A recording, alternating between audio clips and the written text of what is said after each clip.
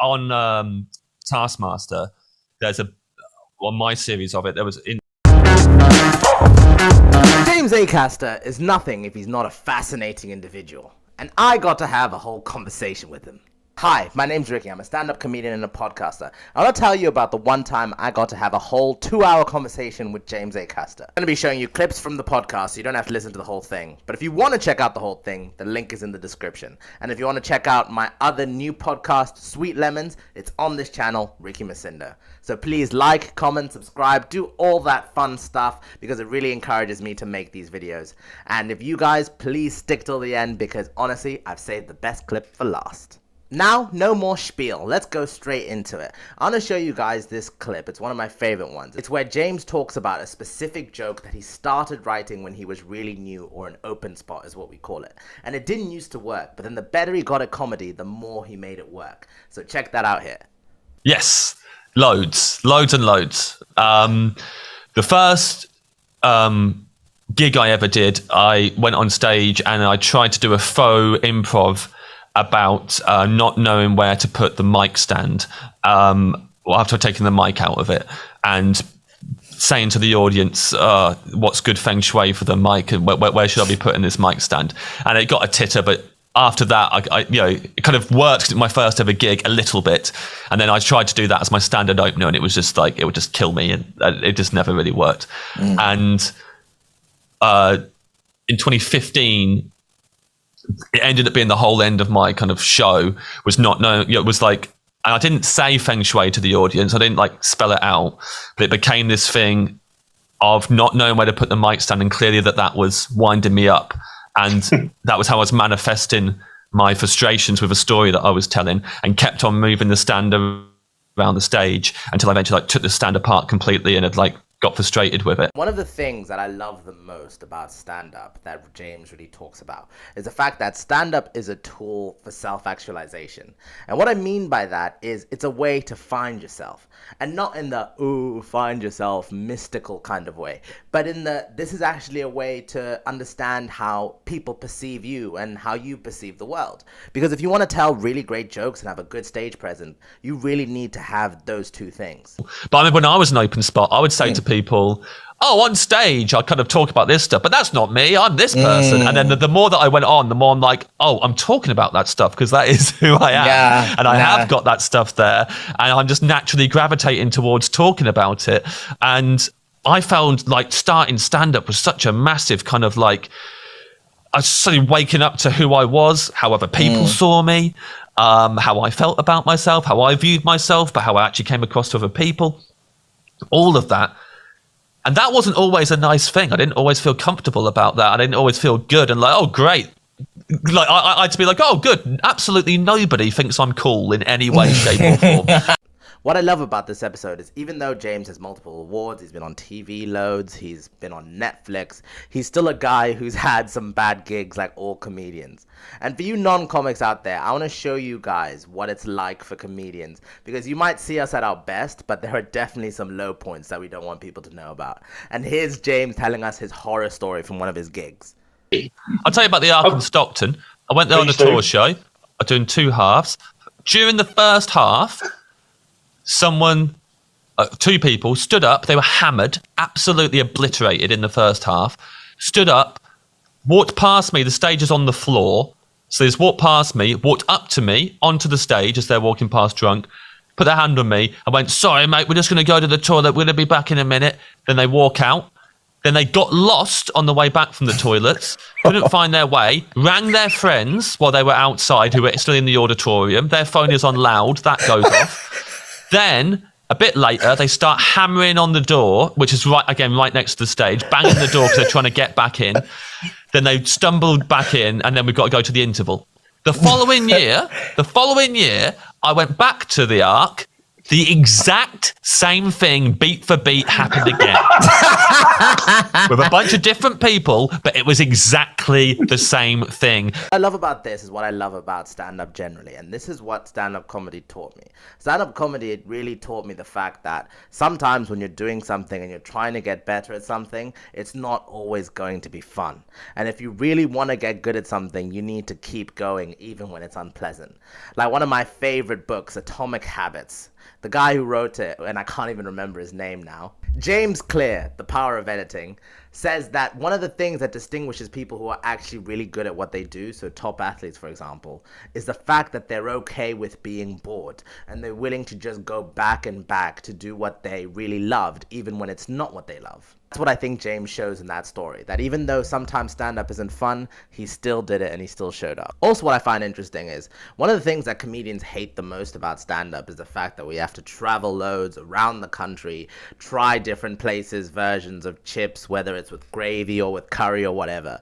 But one of the things that James actually loved about stand-up was that, because he lived in a small town his whole life, and doing stand-up comedy let him spend time in random cities around the UK. And also, I just, spent a lot, growing up in one town, and just doing comedy was something, this excuse to travel around the country. So it wasn't even that I was going, I'm going to go to Bristol because I'm going to become a better comedian. It was like, I haven't been to Bristol. And something about this episode that makes me want to listen to it all the time is the fact that James always talks about how you basically have to be enthusiastic for what you want to do. And I find this so interesting because I think sometimes whenever we're doing whatever it is you find interesting, whatever you've devoted your life to, it can feel like it's really exhausting and we just can't be asked to show up.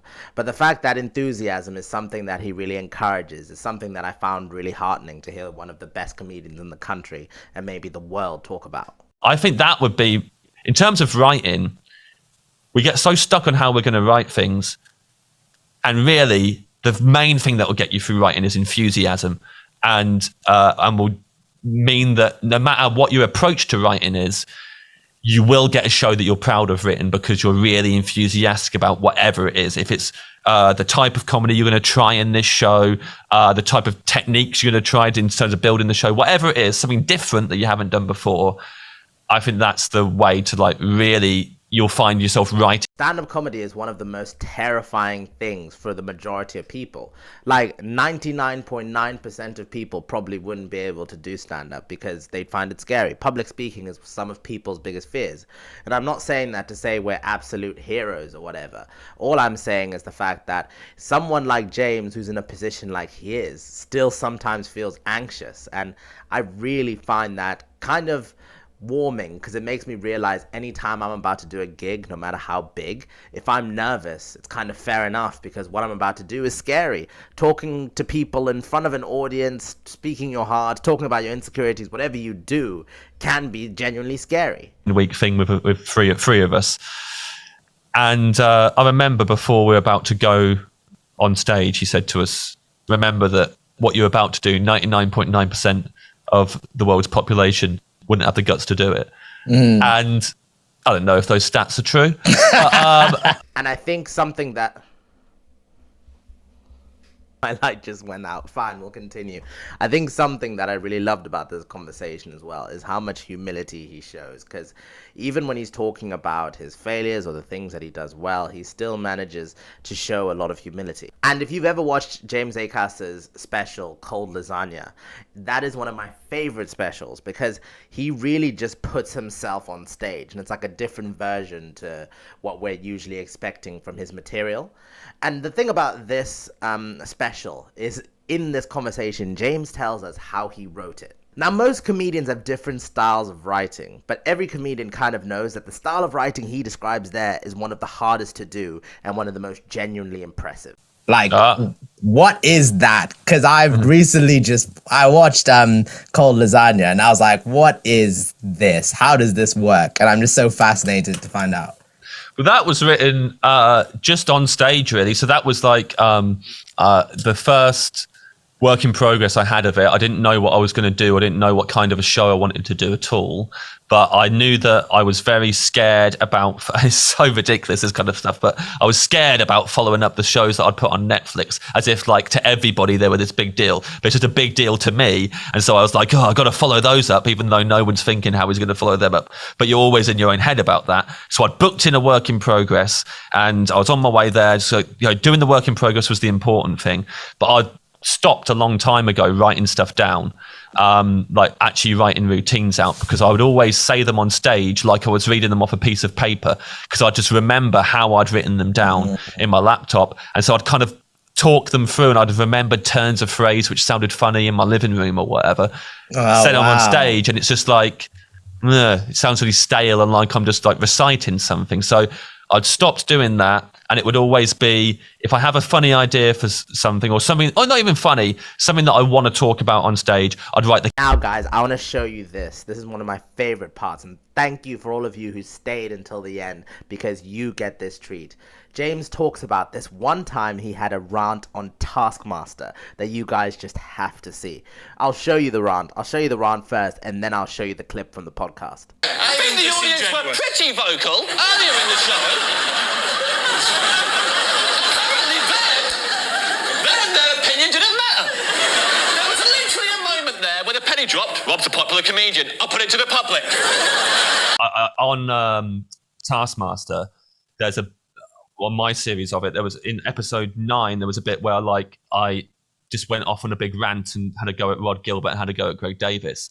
And it was because I was feeling, because you do like 2 records a day for 5 days, and I was very tired, and I could feel I wasn't being funny because I was all like irritable, and I was annoyed at myself because I knew you got no right to be irritable. This is an amazing situation, and you love this show, and everyone's awesome on it. So stop being irritable. But also it was stopping me from being funny, and so I was like, look, you're irritated, so just lean into how stupid that is and how bad it will make you look. And just get it out of your system. And if it's bad, they just won't put it in the edit. Just have a go at everybody and just let it all out. And hopefully that'll be funnier because it's where you genuinely are at the minute in your head, and then you can move on from it. And it worked. And I do think, knowing that in the going like... You can really see it. You can really see the frustration and how that still manifests into comedy for him. And I love the fact that he acknowledges that it's like, oh... that light's going to let it flicker. I love the fact that he acknowledges this way he was feeling in an almost mindful way, and he kind of overcomes it. And I think that's the really interesting thing about him, is he was a very introspective person, and I guess that's not something that I really expected. And I think the thing that it taught me the most is that just because you're really big and successful or whatever, I think the key to being successful in anything, and particularly in stand-up, is having a level of humility. And I don't know James that well. We had a 2-hour conversation, but I wouldn't say I know him on any sort of level. But I think that conversation was really fascinating, because I think I got to find out what James Acaster is like when he's not on stage being James Acaster. And if you're in stand-up at my level, 3 or so years in, you know there are so many people, especially at this point, who want to kind of replicate what he did. And I think from this conversation I've learned there's only one James Acaster. So if you guys like this stuff, thanks. But if not, I don't know why you're still here. Check out my stand-up. If you like me talking about different comedians, you can watch this video where I talk about my podcast with Jimmy Carr. But if not, I'll see you guys later. Peace.